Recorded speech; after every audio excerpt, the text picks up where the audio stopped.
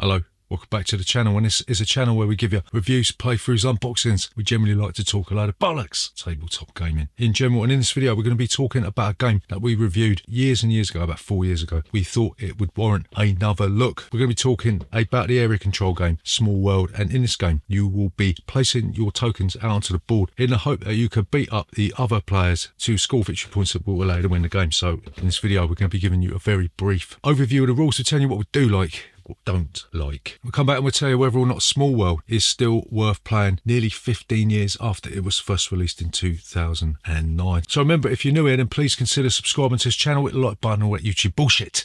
See you after this. Bollocks. So, Small World. How'd you play this game?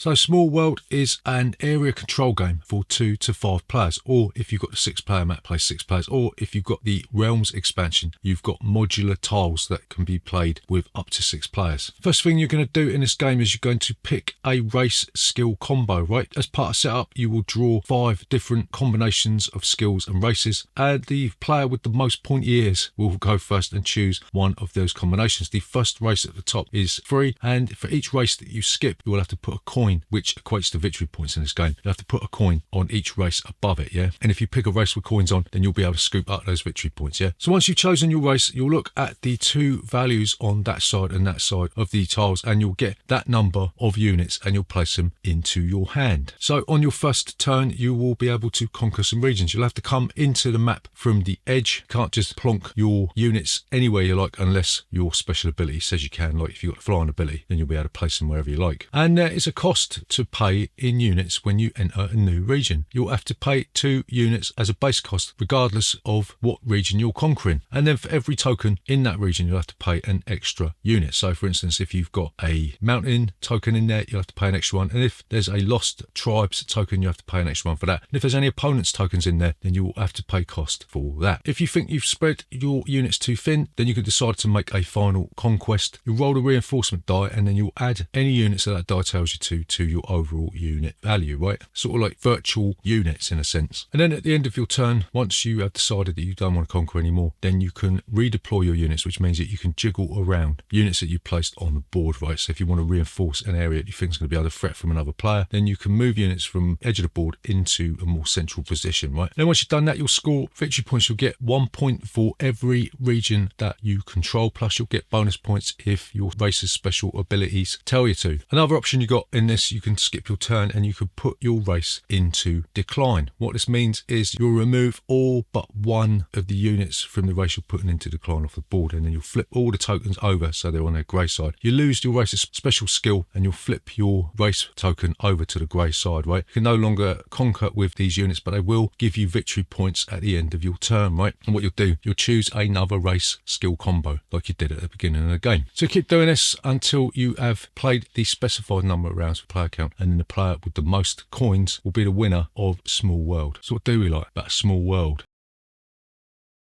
So the first thing that we like about this is the almost infinite number of different combinations of both skills and races that come together each time. Right, the beauty of this is that there are more skill tokens than race tokens. So even if players put their races into decline, they become available again. They're going to have a different skill attached to them when they come around again, right? So you might end up with the halflings, and it says your first conquest may be anywhere. You don't have to come in from the edge of the map, and you'll be able to place holes in the ground tokens on your first 2 conquests. And this means that players cannot try and conquer that region. It means they're immune to conquests. Or you might have the trolls, and this allows you to place a troll's lair on a space with a troll token, right? And this gives you an extra layer of defense. So if you place this on a mountain region, they're going to have to pay 2 extra tokens to get there, right? Or you might have the merchant that goes with it, and this allows you to collect 1 extra victory point for any region that you control. So basically you're getting like a 2-for-1 type thing. Or you might have the stout ability, and this allows you to go into decline at the end of your turn rather than taking a whole turn to do it, right? So that could be a massive game changer. So this game is riddled with possibilities. The combinations are endless. If you've got the expansions for this, if you've got the underground expansion, then this is basically doubled. Yeah, the amount of combinations are going to be increased exponentially, and that's what we like about games with loads of variety. So the second thing that we like about Small World is it gives you a map for each player count. One of the bugbears we have about games is when you're using the same map, you'll just be blocking off different areas. Like say Power Grid, for instance, even if you're playing with 6 players, you're still going to be blocking off one of them regions. The same same applies to Kemet, yeah? Even though it's got different boards, yeah, you're going to be blocking off different parts of the board. And even if you don't like the static setup of the board, you can go out and get the cheapo Realms expansion, which gives you these modular tiles that you can create different scenarios with. There are quite a few in the book, but it does give you detailed instructions on how to create your own. So that is more variety. Small World equals a massive amount of variety. So the final thing that we like about Small World is that conflict becomes forced at just the right time, yeah? Every time we play this, the map seems to get full up at sort of like the midway point. You get a lot of time to consolidate your position, to get some victory points in the bag. And then when races start to go in decline, that is when things start to hot up and conflict is inevitable, because you have to make either a conquest or go in decline on your turn, right? There's no sitting back just mopping up victory points. It's not as ruthless as Kemet, where you can have combat from the first turn. Of course you can do that in this, but most people, they'll just try and get as wide an expansive area as they can in the first few rounds to get some money, maybe to purchase a better race before everybody else, right? So conflict is inevitable in this game, right? And who don't like a good old punch up? So what don't we like about Small World?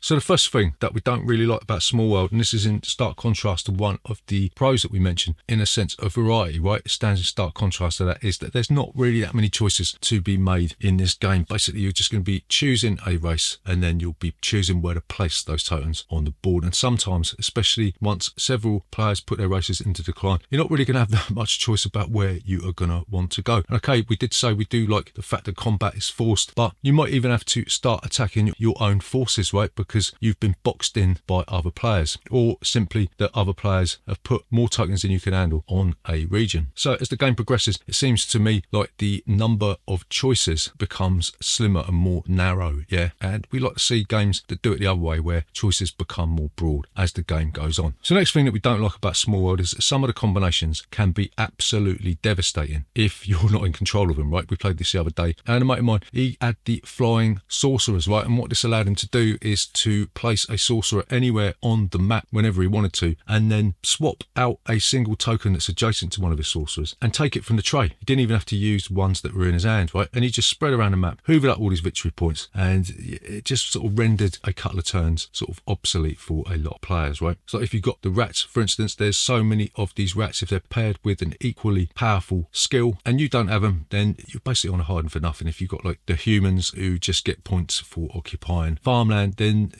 that's pretty crap, isn't it? You know what I mean? Whilst we applaud the fact that there is a lot of variety in this game, there are occasions when those combinations, too much variety, can lead to an unbalanced experience. So the final thing that we don't like, and this is the elephant in the room with this game, and the reason why we don't play it as much as we used to, is that there is a heck of a lot of downtime with higher player counts, right? And even if you're playing with two players, you can be studying the map quite a bit. And at the end of the day, that does my head in. It gets absolutely boring when someone is just staring at the map thinking, I'm going to have to do this, and this, and this, and this. Actually, no, I'll do this. No, actually, I'll do this. And you're just sitting there tearing your fucking hair out, turning into one of those skeletons on a park bench, right? So for such a simple game that takes like 10 minutes to explain, the amount of thinking that some people do with this, they overanalyze what is basically like a light game. And it just drags the game down, right? And it just makes me not want to play it anymore. Too much over-analysis of the board can lead to sort of feeling like you're wading through water with this one. But to summarise, is Small World still worth your time and bother today and in the future? So we're going to say no, right? I used to love this game when it was first released, yeah? It was a vibrant, simple area control game with a plethora of combinations. As time has passed, this game has become less and less relevant, with releases such as Blood Rage, Rising Sun and Kemet offering more choice-based options. That's not to say that Small World isn't worth a look, but it's a game that plods along and gives you points for sort of like simply existing, for like doing nothing, just for having tokens on a board, rather than taking meaningful, direct actions, right? So there you go, that is Small World. Remember, if you knew it, then please consider subscribing to this channel with the like button and all that YouTube bullshit. See you next Tuesday.